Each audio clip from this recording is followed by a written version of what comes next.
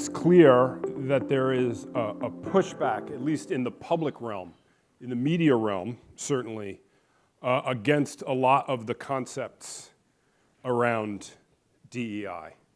And it's loud in social media, in the print media, in television, but I'm wondering what we are experiencing within companies, within boardrooms, within conversations between colleagues. So thinking globally about the insurance industry, do we see, is the pushback happening inside the building, or is, does the DEI agenda continue in its old form? Ivy, I'll let you start. Sure, thank you so much. So I think one of the things I would say about the US context is that issues of diversity, equity, and inclusion, and I don't think it's actually unique to the US, but these are issues that relate to the broader social, political, and economic environment.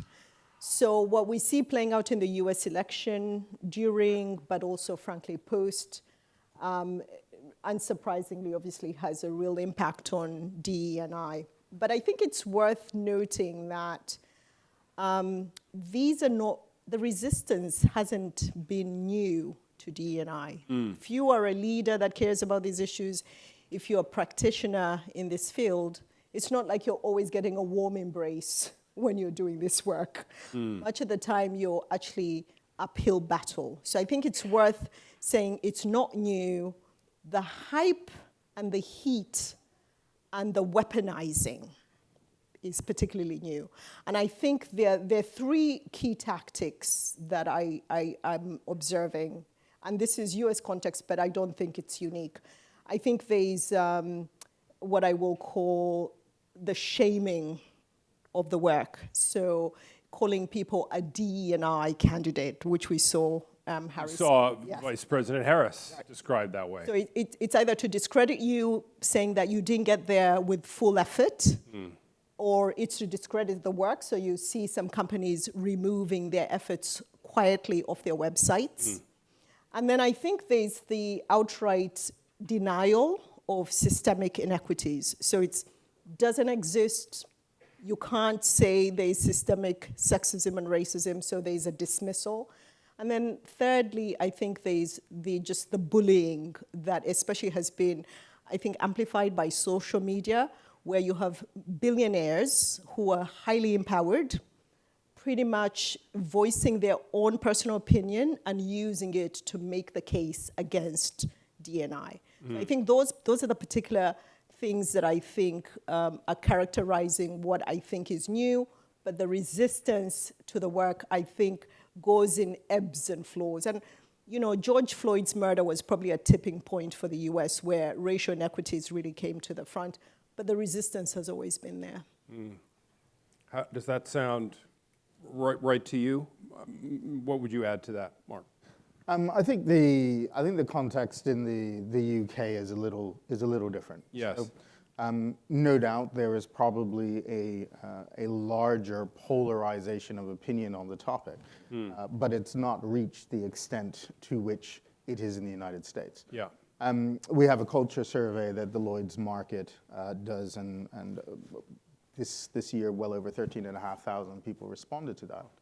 And there's a question in there that says, what's the one thing that you think we could do better to make the culture better? And the number one answer is more diversity and inclusion. And when you drill into that answer specifically, it's more diversity in leadership. Of that whole response space, there was very little negative sentiment around diversity and inclusion. Interestingly, it wasn't necessarily that negative sentiment, wasn't particular to any age group. It was quite across the piece. Interesting. But very little. So I think in the UK it is slightly different. And the companies that are investing in DEI or doing culture work are doing it for a very specific reason. And that is the UK demographics are changing dramatically. Those that are going to buy products are changing dramatically. Decision makers are changing dramatically. 25% of people going into secondary school are from a Black and ethnically diverse background. That is a significant shift in demographic, a significant shift in purchasing power. And then that comes back to innovation. So those companies, I think, in the UK that are doing the work and doing it well are cognizant of both the talent and the product agenda. And therefore, while there might be increasing political noise, particularly in the short term with what's happened in the US, it's not affecting the UK yet to the same extent. But it's weird that it's this kind of, if we look at the political environment globally, there is something global going on, just at slightly different levels from jurisdiction to jurisdiction. Kirsten, let me turn to you. How would you frame this kind of question? Is the pushback we see in the public realm appearing in the corporate realm? So I'm going to equivocate and say yes and no. Okay, great.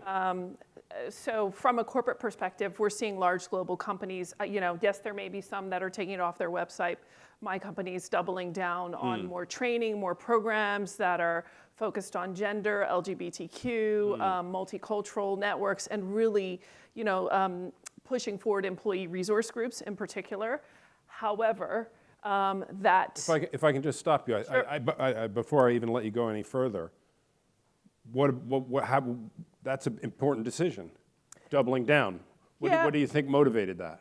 I think it's the understanding of the importance, and I think it comes from leadership, quite frankly, and leaders buying into the necessity of it, which ties into my second point, that there is a real fatigue in this space, and I see that fatigue manifest at a people level, right? So you've got the organizational perspective versus the individual perspective. Now, the Bermuda context, from my view, and it is, I have a bias towards DEI, so my view will be sort of, my conversations are framed around that, is that we will not allow this conversation to go away. Our demographics in Bermuda force the conversation in a way that I think is somewhat different in the United States and perhaps in London. Additionally, I haven't seen that overt hostility play out to the same degree in Bermuda as a backlash against DEI. And I think what it really speaks to, however, this fatigue that we're all sensing, whether it's, the spectrum, overt hostility all the way down to apathy, is really because, I think we need to reframe the conversation. We continue to talk about DEI as if it's separate, as if it's other, something we do on the side of our work, as opposed to framing it as a core leadership skill. Leaders going forward need to be able to utilize and harness diverse opinions, use that as a resource and a strength, rather than using it as a source of division. And so that reframing of DEI as a core business skill, a leadership skill, is something that, the ethical case isn't working, the financial case is being attacked. What about the self-interest case? You simply need to do these things and have these behavioral competencies in order to succeed as a leader. It's a really good point, and I want to focus on reframing, because I think it's important, and I think there's something that we all experience regardless of industry, in that at work, there's just a certain amount of bullshit. And sometimes what we're talking about here today gets put in the bullshit box. Something I have to do, something that is not my mission, not what I will be evaluated on, not my KPI, that is like some forms I have to fill out or something, or some session I have to go to.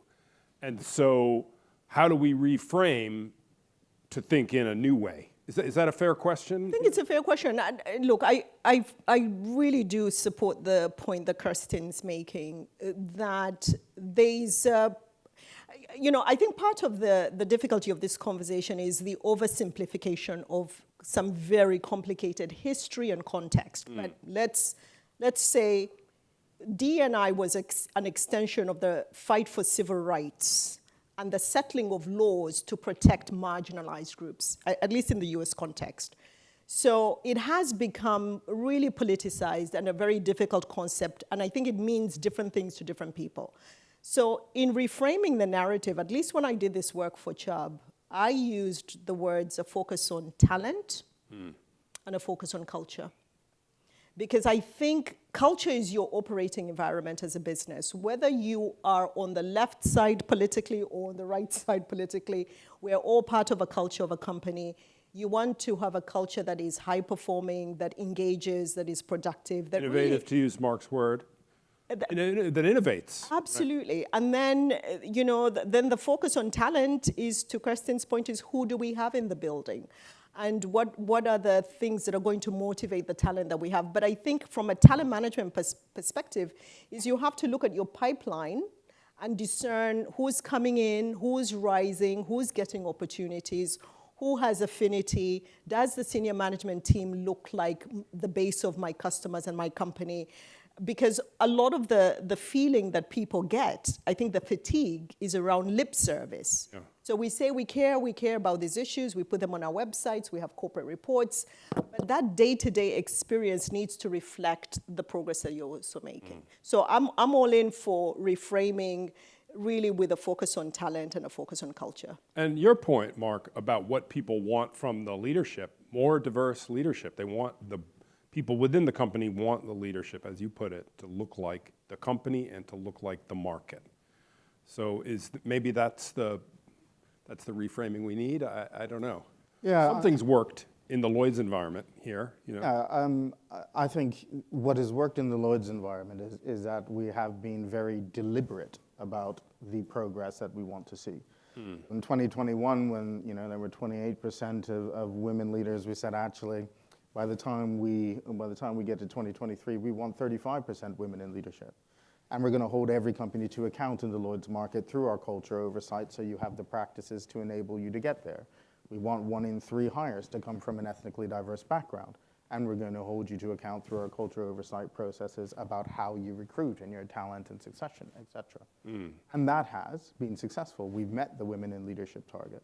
Over 5,000 ethnically diverse hires have come into the market since that time.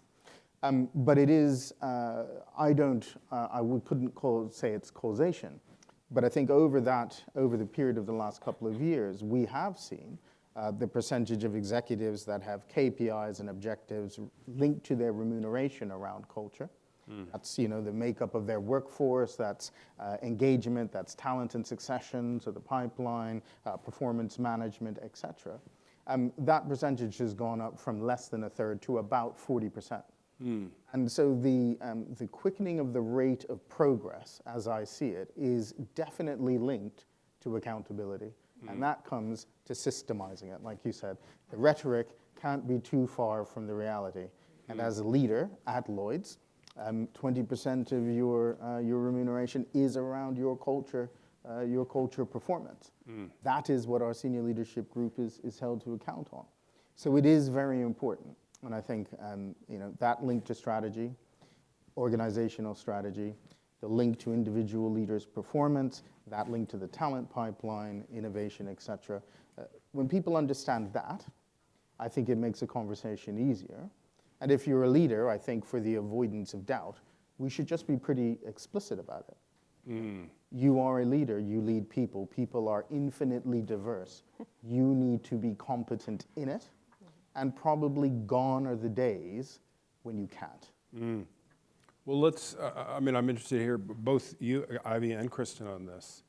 Let's talk about what is working.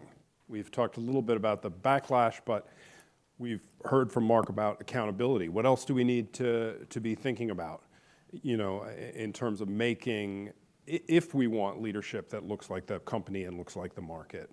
What's working in making that happen? So in the Bermuda context, I think there are a couple of things that are working. One, there is a robust push towards more data, more transparency from the industry as a whole. And their association level sponsorship and promotion by ABIC, ABIR, and Biltier to pull together industry-related data with a specific lens and view into understanding the landscape from a DEI perspective. I don't know if you have this on the tip of your tongue, but what are we learning? And I will get into that because I do think we are learning some things. But can I come back to that question? Please because do. One other thing that I think is working is partnerships with outside entities. So entities like Acre, I see Noel Pearman sitting here, and Jasmine and Marlon. All those folks have pulled together a long overdue focus on corporate racial equality initiatives. And being able to partner with them as subject matter expertise, it helps to pool resources in a very small industry in Bermuda, small from a people perspective. Partnerships with ACRE, partnerships with We Speak, which is focused on women and elevating their voices. So those kinds of partnerships are doing really good things within the marketplace. But coming back to data, the data is showing us, quite frankly, when we look at it on a stratified basis, that there are not enough Bermudians, and particularly Black Bermudians, in the Bermuda market at a leadership level. And so what we have continuously play out in the Bermuda market is this tension between the size of our local pool and the fact that we play on a global scale. And so we constantly have to navigate that tripwire, quite frankly. We need that external talent. It enriches our market. It has added to the innovation and to the intellectual capacity of the island. However, in pulling in external expertise, we cannot overlook the talent that exists on island. Just let me finish my point. Please, of course. Thank you. We can't, we can't overlook the talent that exists on island. We cannot conflate our size of our talent pool with the quality of our talent pool. And continuously, that is what happens in a Bermuda context. We're a highly educated population. ACRE also collects those statistics. Yeah. Where is the bottleneck? If there is a shortcoming at the leadership level, is the problem at intake, mid-career, late career? So if I were to guess, I lived in Bermuda for 13 years. I'm just going to take a guess. I think in my experience, Bermuda doesn't have an issue at the entry level. I think people get stuck in the middle. That's my best estimation, that time in role, if you're rising as an underwriter, as an actuary, you kind of get like stuck in the middle. You do 5 years, 7 more years, 10 more years, 15 more years. And yet the expertise that is, the opportunities that are given to expatriate talent comes on top of you. And so I think Bermuda is rested with the fact that it will not bite the hand that feeds it. I mean, you're all here. I mean, I'm trying to say things that are a little bit more courageous because I think these are the things Black Bermudians discuss. Like, why am I here 15 years and have not really been considered for an opportunity? Somebody gets off a plane. Yeah. Now, listen, this is not to extract the discussion on meritocracy from people who really do deserve it, right? Like, I think one of the things we need to, it's a hard conversation, but I think sometimes people think that people are being given positions simply because they are Black. And I have to tell you, as somebody who has managed talent for many years, there is equal mediocrity on the side of white people as there is on Black people and Asians. And I mean, I have found mediocrity to be evenly spread. I have Death, taxes, and mediocrity. Yes. I mean, like, I think we need to be honest about this. And I think often when people are pushing against giving opportunities, somehow the merit issue comes in when you're talking about a woman getting an opportunity.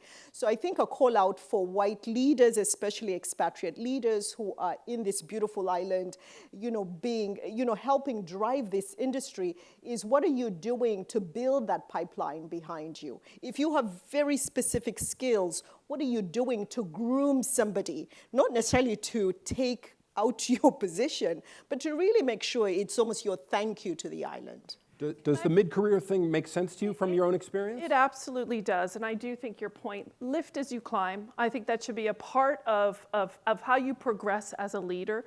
It absolutely does resonate. And I think there are many, many opportunities for people to show leadership skills like that in the local Bermuda marketplace. Absolutely. Do you notice that in London, that that works at the recruitment level but not the mid-career level? Is it more universal perhaps than Bermuda? I think it's broadly a universal issue. Right. But the talent pipeline, particularly from a gender perspective, if we look at kind of executive -1, is really quite healthy in the market. In a particular discipline, though, which is underwriting, we find it going backwards. So the data says it will be less diverse in 5 years than it is now. And so I do think there's a huge opportunity for Lloyd's to be recruiting from markets like Bermuda, where we do have excellent underwriting skills. Why underwriting? I think, and we're doing some digging to find out exactly that why. But if I take in a UK context, how do I get into finance or become an accountant? Well, there's an established career path from high school through university, et cetera, et cetera. Actuarial, the same thing. And we do find, and there's a clear career path for both those areas. Yes. So we find that the diversity in the pipeline issue for finance and actuarial is not the same as underwriting. Getting into underwriting and the pathway into underwriting in the UK is a bit mysterious. I spend a lot of time doing outreach, and if you ask a kid, do you know what an underwriter is? They go, what? They have absolutely no clue. So I think it's probably a mix of there not being a very clear pathway. I'm not an underwriter, so I don't have the science behind this, but it seems to me people are very specialist. Green underwriter, property treaty, et cetera, et cetera, et cetera. And we're going to be doing some digging to find out kind of what the underlying issues are with that this year. But there is an opportunity. We say we want Lloyd's to be a destination for global talent. And this is one of those markets where we can go fishing for that diverse talent, which will make a difference in our market. Before I ask my next question, I'm going to try to solicit questions from the audience. So there's going to be a moment to ask. Think to yourselves. There's a lot of talent, diverse talent on this stage. So think what you might like to ask them yourselves, please. May I just quickly go back to what Ivy and Mark were both talking about, this notion of meritocracy, particularly in a Bermuda context, with the tension between, the local workforce and the importation of talent. The notion that it's binary, that, in order for me to succeed, they don't, Right. I think is highly flawed, right? There's a middle ground in the meritocracy conversation as well, and that's contextualized meritocracy.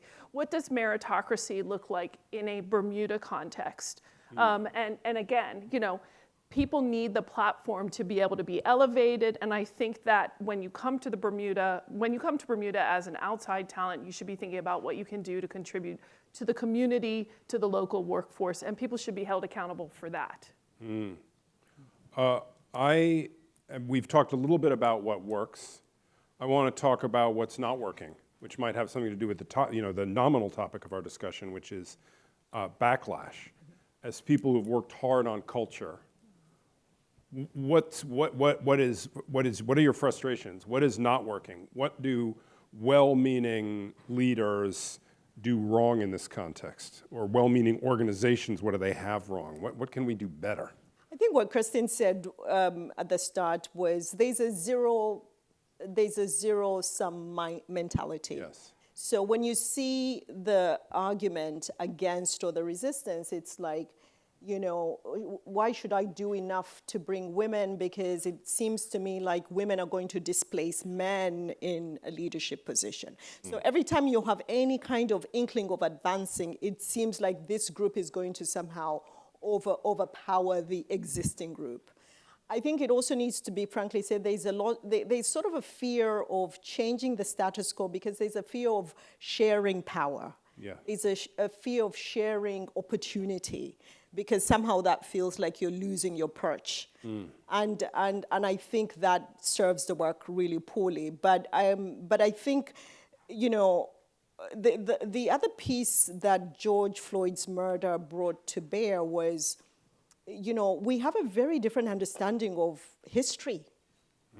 I mean, at least in the US, and Kirsten and Mark, please talk about your context. Like, it was very clear to me when we started Courageous Conversations that people understood American history very differently. And so when you're doing this work in the context of relying on, there's logic to why we need to do what we're doing, because yes, it serves the market, it serves the business, but there's a context. You're also up against which side of the elephant people are touching. Yeah. I think what you say about zero sum is really important. If I can just offer a quick thought on that. When people think zero sum is when there's no growth. if there's a type of job or you're in a segment of your company that is not growing, there is a finite number of seats. That's exactly. And it is a fight to get them. That's exactly right. So you want to be, what alleviates that is having a company, an industry, a company that is growing, and so there's more seats all the time, right? I wanted to tell you a quick story because I think it will really make this point, and no name calling, but I remember having a conversation with a CEO, no names, but he said to me, Ivy, You'll tell me the name later. No, yeah. He said, listen, Ivy, I want women at this table, but for a woman to sit here, we got to get rid of one of the guys. One of the guys. So, which one do you want to get rid of? Because I don't want to get rid of any of the guys. So, literally, it's this idea, I can't let her in unless I let him go. Out. And what are we going to do about that? So that's a real unspoken discussion. I think that's exactly right, and a lot of time that fear is very misplaced. We've put a lot of emphasis in the London market on talent and succession processes for the last 2 years. Why? Because it allows a business to take a planned and a skill and experience-based approach to filling those seats or creating new seats with new business, et cetera. I think we do have to recognize there is an inherent threat, right? Those who are at the top of the company now have been told for a very long time they're there because they're the smartest, they're the best, they've worked really hard to get there, et cetera, et cetera, et cetera. And I was having a conversation with a number of kind of senior women in the Lloyd's market, and we had a target for women in leadership. And many of them were saying, well, the problem with that is, and we're in favor of it because it focuses the mind, et cetera, but I don't want to be the senior woman in the space or the senior black person in the space because of a target. And we would use the word of derision, quota, in the United States. Yes, in the UK, a quota is illegal, a target is lawful. There's a bit of a distinction. But my response to that was, and you can give me a wave in the audience if you've ever heard this. Have you ever heard a man in any boardroom say, I'm really worried about being here because of my network and connections? That has probably never, ever happened in your career. So diverse talent, I think, needs to be very confident in the fact that actually you will have gone through a number of tests in your career. Your competency, your experience will be developed. And having a rigorous approach to talent and succession can mitigate some of those worries. But it is, again, something you need to be quite honest about. We're moving from confidence and network to competence and objective assessment. That can feel very different for different sets of people, but we shouldn't be apologetic about it.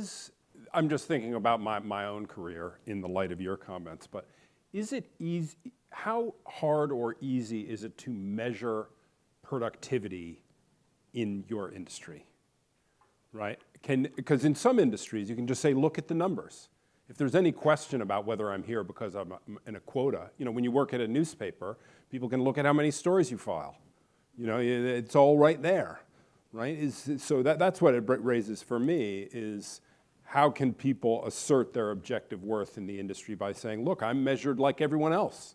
That would seem to be an important part of the process, You have any thoughts on? Well, I wanted to come back to the challenges piece because I think Please do. One of the things that is a theme for me is that we're fundamentally not setting up diverse rooms for success. So we can create them, but when they get together, and we see this play out on almost every platform globally, we've lost the ability to disagree with each other and navigate conflict in a productive way, right? You see that play out in the election noise, all that kind of stuff. So we simply, if we're going to pull together diverse rooms, we have to give people the tools to navigate disparity of opinion. Because that's... You want to come to Thanksgiving at my house? Yeah. That's the special sauce. That is the entire power of diversity. And that takes real skill as a leader. So again, I come back to the fact that we must be bolstering leadership skills, emotional intelligence, and behavioral competencies. We put a lot of effort into the technical side of our industry, right? Actuarial science, underwriting, broking skills, reading policies. The other part of that is the behavioral competencies. Yeah. And then the other thing that I think is not working, and I think this is very particular to the Bermuda context, and I'm going to tell a story that I told you, is who we partner with in Bermuda when we're recruiting talent matters. I challenge leaders in the room, partner with recruitment firms that have a local network, that understand the local dynamics. I was on a call with a recruiter. At the end of the call, he said, "Oh, so how'd you come to find yourself in Bermuda?" And I said, "Well, I'm Bermudian." And he paused. I could tell I'd caught him completely off guard by saying I'm Bermudian. And he says, "Well, good for you." Good for you for getting your education and finding your way into our industry. Whoa. And so I thought, okay, you're recruiting for a C-suite position. Did you think you were talking to someone without, robust experience, whatever that looks like? And you have no idea, absolutely no idea of the landscape within which you are recruiting. So the company that hired said recruiter is clearly doing nothing to source talent, expat, Bermudian, or otherwise, on island already, because they don't even understand the island. So that, to me, that is absolutely not working. Recruiters have a duty to understand the environments within which they're recruiting. You want to talk about a bottleneck? That's a great example, and that's highly contextual to Bermuda, in my view. That's powerful. You used a term that I liked out there, behavioral competencies. How do you establish those? How do you have a talent machine for developing behavioral competency? I think this is something that scares a lot. Speaking as a white man, this is something that scares people who are on the other side quite a bit, intimidates people quite a bit. The idea that you have something that you need to learn about how to interact with a room full of people. Yeah, but I don't think it's rocket science, Rob, the way you're setting it up. I mean, any business rewards two variables. It's what you've achieved and how you've achieved it. So we are saying, yes, we're a very technical business. So most businesses, I think, and if I'm honest, a lot of leaders lean a lot of their performance measure on the what. What Kirsten is saying is we need to also talk about the how. So if you are lifting others, if you're mentoring, if you're spreading opportunity, if you're bringing in the how, the behavior, are you respectful towards your colleagues? Are you inclusive? If you start putting more emphasis on that, I think what you measure and what you reward is frankly what people will shift to.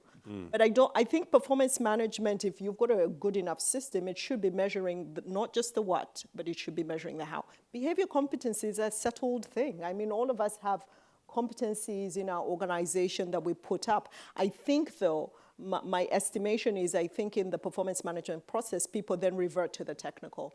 This is, let's talk about the numbers and what you did, and less on like, okay, let's talk about the how. Yeah. Very good. I think that has to be a very explicit expectation. I mean, when we think about performance management, we spent a long time this year talking about evidence-based assessment and being very specific. And we do have the how and the what, but you are expected to evidence against it, not just say, well, I'm a great leader and my people love me. Right? What does your engagement score say? Are you involved in the mentoring or the outreach? What are your hiring stats? How are you doing on all of these indices which make up our culture? And I think people often think that everyone understands that, and therefore it's okay not to be explicit about it. I think, you need to be explicit about it. It needs to be systemized, and the evidencing against it is a critical bit, because that starts to shift the dial. So I'm a big fan of evidence-based assessment. And that's true of every aspect of our businesses, right? What is measured is managed, right? Absolutely. Well, I'd love to hear some questions from the audience. Someone there's a hand in the back there. Microphone should straight back.